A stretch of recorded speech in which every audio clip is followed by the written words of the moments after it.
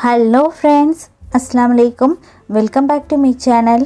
இன்றைக்கி நம்ம சேனலில் ரொம்பவே டேஸ்டியான மஷ்ரூம் மசாலா எப்படி செய்யலாம் அப்படிங்கிறது தான் இன்றைக்கி நம்ம இந்த வீடியோவில் பார்க்க போகிறோம். இந்த மஷ்ரூம் மசாலாவோட சப்பாத்தி, பரோட்டா, நான், இட்லி, தோசை, ரைஸ் கூட ரொம்ப சூப்பராக இருக்கும். எப்படி செய்யலாம் அப்படிங்கிறத வாங்க வீடியோக்குள்ளே போய் பார்க்கலாம். மஷ்ரூம் கிரேவி செய்கிறதுக்காக நான் 2 பேக் அளவுக்கு மஷ்ரூம் எடுத்திருக்கேன்.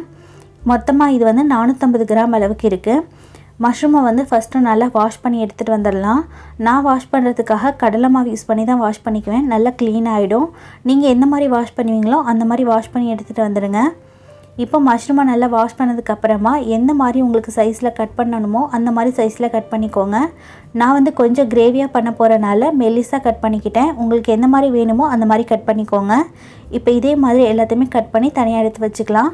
நெக்ஸ்ட்டு கிரேவி பண்ண ஸ்டார்ட் பண்ணிக்கலாம். கிரேவி பண்ணுறதுக்காக ஒரு பேனில் 4லேருந்து 5 டேபிள் ஸ்பூன் அளவுக்கு ஆயில் ஆட் பண்ணிக்கோங்க. ஆயில் நல்லா ஹீட் ஆனதுக்கப்புறமா ஒரு சின்ன துண்டு பட்டை, 4 ஏலக்காய், ஒரு பிரிஞ்சி இலை ஆட் பண்ணிக்கலாம். இந்த ஸ்பைசஸ் எல்லாம் நல்லா பொரிஞ்சதுக்கப்புறமா இது கூட 2 டீஸ்பூன் அளவுக்கு ஜீரகம் ஆட் பண்ணிக்கலாம்.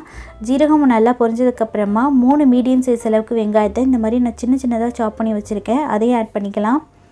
வெங்காயம் நல்லா கோல்டன் ப்ரௌன் ஆகிற வரைக்கும் ஃப்ரை பண்ணிக்கோங்க.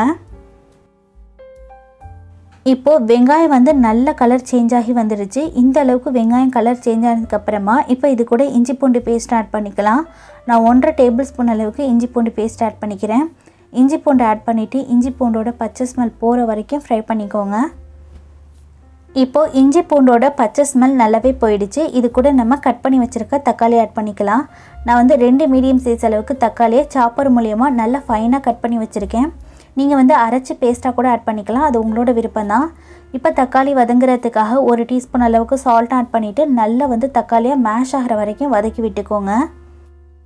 தக்காளி நல்லாவே இந்த அளவுக்கு மேஷ் ஆகி வந்துடுச்சு. தக்காளியில் இருக்கிற தண்ணி எல்லாமே நல்லாவே ட்ரை ஆகிடுச்சு. இந்த அளவுக்கு வதங்கி வந்ததுக்கப்புறமா தான் நம்ம மசாலா ஆட் பண்ணிக்கணும். இப்போ நம்ம மசாலா ஆட் பண்ணிக்கலாம். 1 டீஸ்பூன் அளவுக்கு மிளகாய்த்தூள், 1 டீஸ்பூன் மல்லித்தூள், 1 டீஸ்பூன் ஜீரகத்தூள், 1/2 டீஸ்பூன் அளவுக்கு மஞ்சள் தூள், 1 டீஸ்பூன் அளவுக்கு Kashmiri red chilli powder add பண்ணிக்கிறேன். இது நான் கலருக்காக தான் ஆட் பண்ணிக்கிறேன். இது கூடவே 1 டீஸ்பூன் அளவுக்கு கரம் மசாலாவும் ஆட் பண்ணிவிட்டு நல்லா மிக்ஸ் பண்ணி விட்டுக்கோங்க. மசாலாலேருந்து நல்ல எண்ணெய் பிரிஞ்சு வர வரைக்கும் ஃப்ரை பண்ணிக்கோங்க. இப்போ மசாலாலேருந்து எண்ணெய் நல்லா பிரிஞ்சு மசாலாவோட பச்சை ஸ்மெல்லாம் நல்லாவே போயிடுச்சு. இது கூட நான் கொஞ்சமாக தண்ணி ஆட் பண்ணிக்கிறேன். தண்ணி அதிகமாக ஆட் பண்ணிட வேணாம். 1/4 டம்ளர்லேருந்து 1/2 டம்ளர் அளவுக்கு மட்டுமே ஆட் பண்ணிக்கோங்க. தண்ணி எதுக்காக ஆட் பண்ணுறோம் அப்படின்னா மசாலா ட்ரையாக இருக்குது. இது கூட நம்ம மஷ்ரூம் ஆட் பண்ணும்போது மஷ்ரூம் உடஞ்சி போகிறதுக்கு சான்சஸ் இருக்குது. அதனால் கொஞ்சமாக தண்ணி ஆட் பண்ணிவிட்டு மசாலா லூஸ் ஆக்கிக்கோங்க. அதுக்கப்புறமா இப்போ நம்ம கட் பண்ணி வச்சுருந்தா மஷ்ரூமே இது கூட ஆட் பண்ணிக்கலாம். மஷ்ரூமை ஆட் பண்ணிவிட்டு மசாலாவும் மஷ்ரூமும் நல்லா ஒன்று சேர்ந்து வர வரைக்கும் மிக்ஸ் பண்ணி விட்டுக்கோங்க.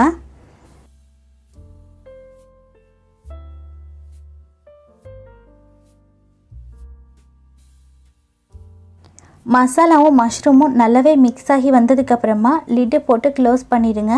மீடியம் ஃப்ளேமில் வச்சு 5 நிமிஷம் வரைக்கும் நம்ம காளானை வேக விட்டு எடுத்துக்கலாம். தண்ணி எதுவும் நீங்கள் ஆட் பண்ண வேணாம், மஷ்ரூம்லேயே நல்லா தண்ணி பிரிஞ்சு வரும். இப்போ ஒரு 5 நிமிஷம் போல் ஆயிருக்கு பாருங்கள். நம்ம எந்த தண்ணியுமே ஆட் பண்ணலை. தண்ணி மஷ்ரூம்லேருந்து எவ்வளோ வெளியாகி வந்திருக்குன்னு. இந்த தண்ணியிலே மஷ்ரூம் நல்லாவே வெந்துடும். இப்போ கூட நம்மளோட மஷ்ரூம் நல்லாவே வெந்துருச்சு. இதை ஒரு டைம் நல்லா மிக்ஸ் பண்ணி விட்டுக்கோங்க. இப்போ இது கூட நான் ஆனியன் ஆட் பண்ணிக்க போகிறேன். ஆனியன் நான் க்யூபாக கட் பண்ணி தனித்தனியாக லேயர்ஸை பிரித்து வச்சுருக்கேன். இந்த மாதிரி நம்ம ஆட் பண்ணும்போது இதோட க்ரன்ச்சினஸ் இன்னும் ரொம்பவே டேஸ்டியாக இருக்கும் சாப்பிடும்போது. நீங்கள் இந்த மாதிரி க்ரன்ச்சினஸ் உங்களுக்கு வேணாம் அப்படின்னா நீங்கள் ஆயிலில் லைட்டாக ஃப்ரை பண்ணிவிட்டு அதுக்கப்புறமா இது கூட ஆட் பண்ணிக்கோங்க. ஆனால் இந்த மாதிரி ஆட் பண்ணும்போது சாப்பிடும்போது டேஸ்ட் ரொம்பவே நல்லாயிருக்கும். வெங்காயம் ஆட் பண்ணதுக்கப்புறமா மறுபடியும் மூடி போட்டு 2 நிமிஷம் வரைக்கும் நம்ம வேக விட்டுக்கலாம். 2 நிமிஷத்துக்கு அப்புறமா பாருங்கள், நம்ம ஆட் பண்ண வெங்காயமும் ஓரளவுக்கு நல்லா வதங்கி வந்துடுச்சு. இப்போ நம்மளோட மஷ்ரூமும் நல்லா வெந்து தண்ணியும் நல்லாவே ட்ரை ஆக ஆரம்பிக்குது. இந்த ஸ்டேஜில் ஒரு டைம் நல்லா மிக்ஸ் பண்ணி விட்டுக்கோங்க.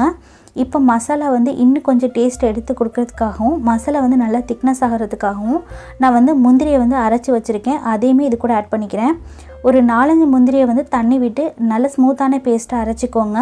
நீங்கள் பவுடராக கூட ஆட் பண்ணிக்கலாம்.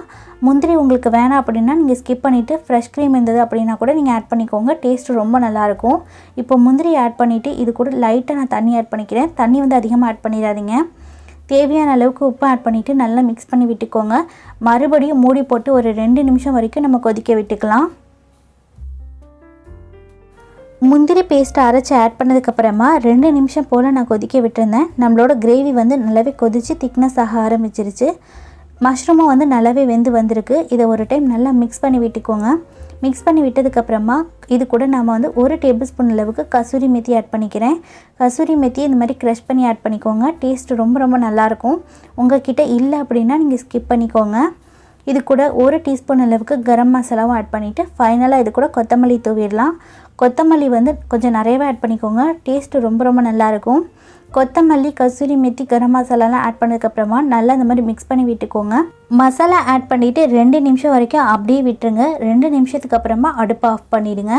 இப்போ நம்மளோட சுவையான சுட மஷ்ரூம் கிரேவி வந்து ரெடி ஆகிடுச்சு. இந்த மஷ்ரூம் கிரேவியோட சப்பாத்தி, நான், பரோட்டா கூட சூப்பராகவே இருக்கும். அது மட்டும் இல்லாமல் இட்லி, தோசை, ரைஸ் கூடயும் செம்ம காம்பினேஷனாக இருக்கும்.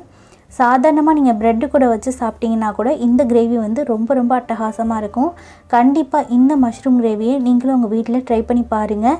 ட்ரை பண்ணி பார்த்துட்டு இந்த மஷ்ரூம் கிரேவியோட டேஸ்ட் எப்படி வந்தது அப்படிங்கிறத உங்களோட ஃபீட்பேக்கை மறக்காமல் என்கிட்ட கமெண்ட்ஸில் ஷேர் பண்ணிக்கோங்க. என்னோட இந்த வீடியோ உங்களுக்கு பிடிச்சிருந்ததுன்னா வீடியோவை லைக் பண்ணி உங்கள் ஃப்ரெண்ட்ஸ் அண்ட் ஃபேமிலி கூடயும் ஷேர் பண்ணிக்கோங்க. சேனலை இதான் நீங்கள் ஃபர்ஸ்ட் டைம் பார்க்குற மாதிரி இருந்தது அப்படின்னா சேனலை மறக்காமல் சப்ஸ்கிரைப் பண்ணி பக்கத்துலேயே வர நோட்டிஃபிகேஷன் பெல்லையும் கிளிக் பண்ணிக்கோங்க. ஆளுங்கிற பட்டனையும் செலக்ட் பண்ணிக்கோங்க. இதே மாதிரி வேறொரு ரெசிபியோடு உங்களை மீட் பண்ணுறேன். ஓகே ஃப்ரெண்ட்ஸ், பாய். அஸ்ஸலாமு அலைக்கும். தேங்க்ஸ் ஃபார் வாட்சிங்.